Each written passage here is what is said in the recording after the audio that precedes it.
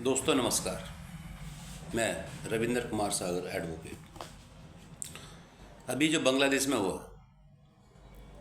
तख्ता पलट होने के बाद वहाँ पर कुछ मुस्लिम समुदाय के लोगों ने हिंदुओं के मंदिरों को आग लगाई, हिंदुओं के घरों को लूटा, बहन बेटियों की इज्जत पे हाथ डाला। लेकिन कभी सोचा ये सब इतना क्यों हुआ? हर धर्म के अंदर कुछ कट्टरपंथी लोग होते हैं। जो बांग्लादेश में हुआ शायद वो नहीं होता। इसकी वजह मैं आपको बताना चाहता हूँ। अभी जब कावड़ यात्रा निकली तो योगी जी ने एक फरमान जारी किया कि कावड़ यात्रा के रास्ते जितने भी ढाबे हैं, दुकानें हैं, वहाँ जितने भी मुस्लिम हैं वो अपने नाम का बोर्ड लगाए, ताकि हिंदुओं को ये पता चल सके कि कौन सी मुस्लिम की दुकान है, कौन सी हिंदू की दुकान है। और इससे 2 कदम आगे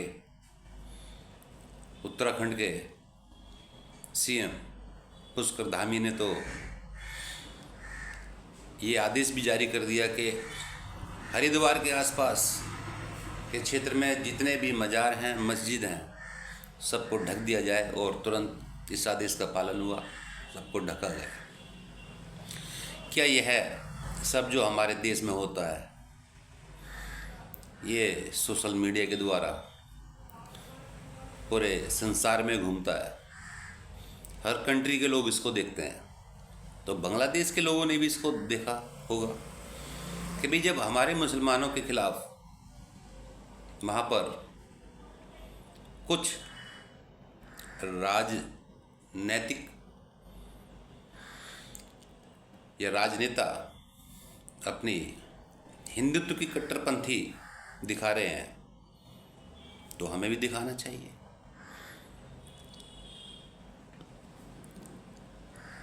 हमारा जो भारत देश है ये सर्वधर्म का देश है। क्या पिछले 70 साल में कांग्रेस का भी शासन रहा, दूसरी पार्टियों का भी शासन रहा, और कावड़ यात्रा सिर्फ इस 10 साल में नहीं, पता नहीं कितने सालों से चली आ रही है। आज तक ऐसा नहीं हुआ कि कावड़ियों के साथ किसी विशेष समुदाय के लोगों ने पत्थरबाजी की हो। बल्कि कई जगह देखा गया है कि दूसरे समुदाय के लोग भी कैंप लगाकर कावड़ियों का स्वागत करते हैं, कावड़ियों की सेवा करते हैं। तो ये सब पिछले 10 सालों में जो भारतीय जनता पार्टी की सरकार ने, योगी ने, इन्होंने जो कट्टरपंथियां दिखाई हैं वो बहुत चिंताजनक है।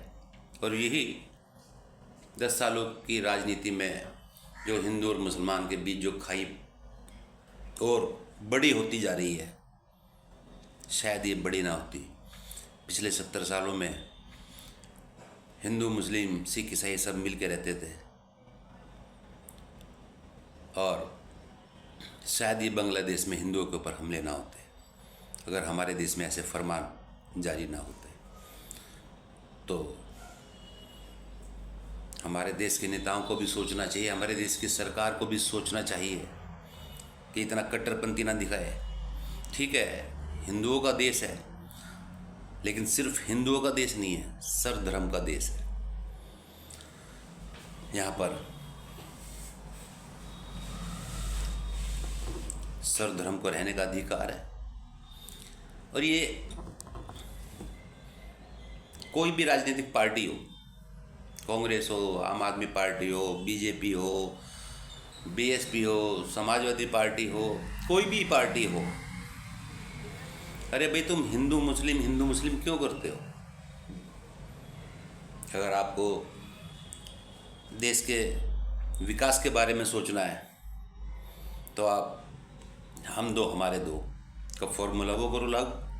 वो किसी भी धर्म का बंदा हो, हिंदू हो, मुसलमान हो, सिख हो, ईसाई हो, शादी के बाद 2 बच्चे होंगे, तीसरा बच्चा नहीं होगा। जिस पे तीसरा बच्चा होता है उसको 1 लाख रुपए जुर्माना या 1 साल की कैद या फिर दोनों चीज़ें होनी चाहिए।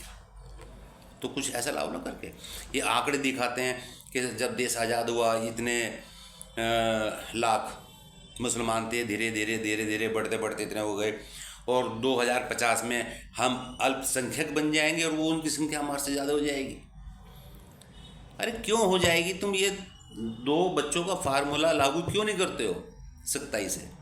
अपने गिरवान में झाँक के नहीं देखते, बस हिंदू मुस्लिम करने से इनको फुर्सत ही कहाँ है।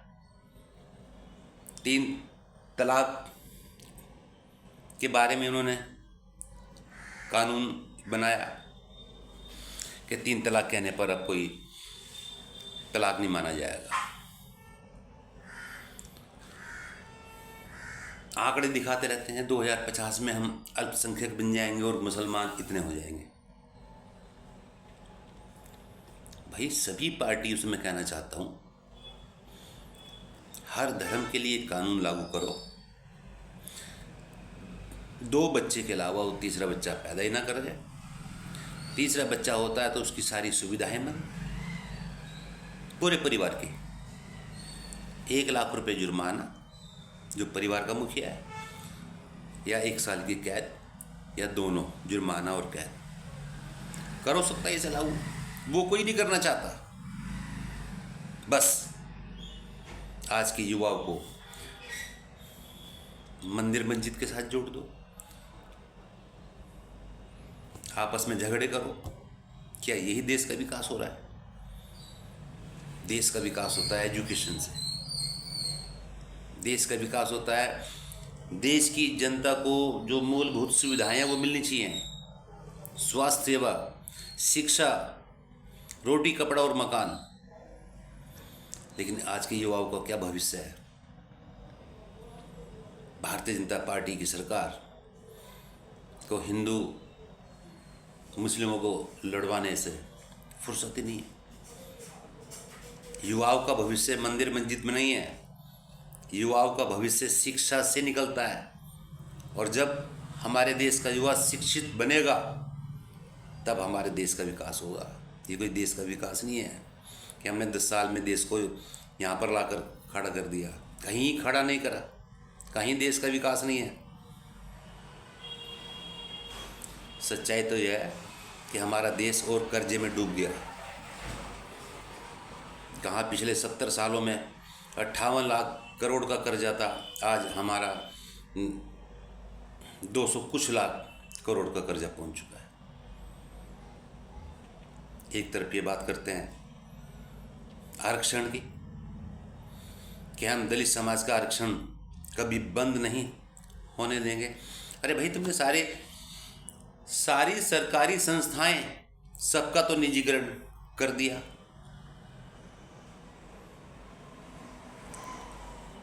और दूसरी तरफ आप आरक्षण की बात करते हो, शर्म आनी चाहिए आपको। सारी सरकारी संस्थाएं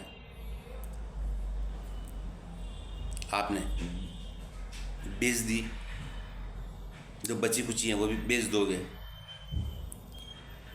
कर दोगे बंटाधार देश का। और दूसरी तरफ कहते हो कि विश्व पटल पर हमारा डंका बोल रहा है। डंका वंका कुछ नहीं बोल रहा आपका, विश्व पटल पर थू हो रही है आपकी। ये आने वाला समय बताएगा कि आपने कितना विकास करा देश का। जय हिंद, जय भारत।